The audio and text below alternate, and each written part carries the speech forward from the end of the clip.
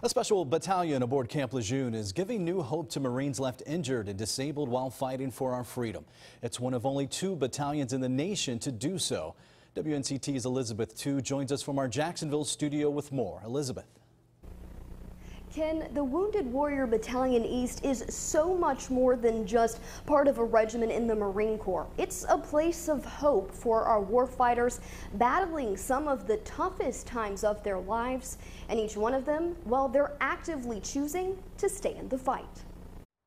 Inside Wounded Warrior Battalion East, you'll find Marines going through some of the toughest times of their lives. I have lower body complications from my feet and hips. I had 3 herniated discs in my lower back. 4 herniated discs in my neck. But how they go in is not how they come out. This is Gunnery Sergeant Patricia Reynolds now, but back in 2016, she was fighting 5 herniated discs in her back and neck. I just gradually got really sick, started sleeping a lot. My medical providers couldn't figure out exactly what it was. At one point, it meant the end of her career in the Marine Corps. How was I going to tell my children that I couldn't finish something that I set out to accomplish? That was a very big obstacle for me to feel like I had to overcome. At the battalion, she found support she needed through her trainer, Ken Limbaugh. We worked every single day. She came in here. She left tired. Come on. I had been found unfit by the DOD on my medical evaluation board.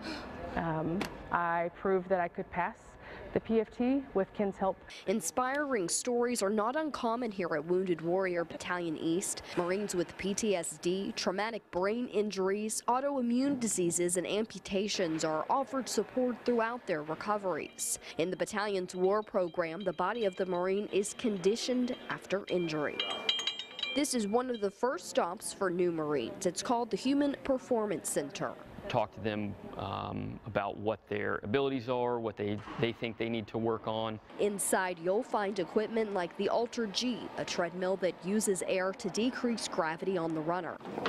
They're zipped into essentially an air bladder, and it'll allow you to decrease the person's body weight, I think, down to 40% or lower. Each Marine is able to choose an activity in addition to the core strengthening, like cycling, kayaking, and archery. More severe injuries are conditioned in the hydropool area, which features this underwater treadmill. Able to control the amount of pressure that the body is able to feel, so we can remove up to 80% of their body weight in a hydropool. But it's the mindset of most incoming Marines that can prove the hardest obstacle to tackle. Hardest thing about it sometimes is the buy-in, trying to get folks to, the service members to realize that what we're doing is actually worthwhile. That's exactly what Chief Warrant Officer 3 Charles Evanson did after he lost his left foot in a 2017 motorcycle accident. It was a lot of hard work and discipline and really will to get back to where I am.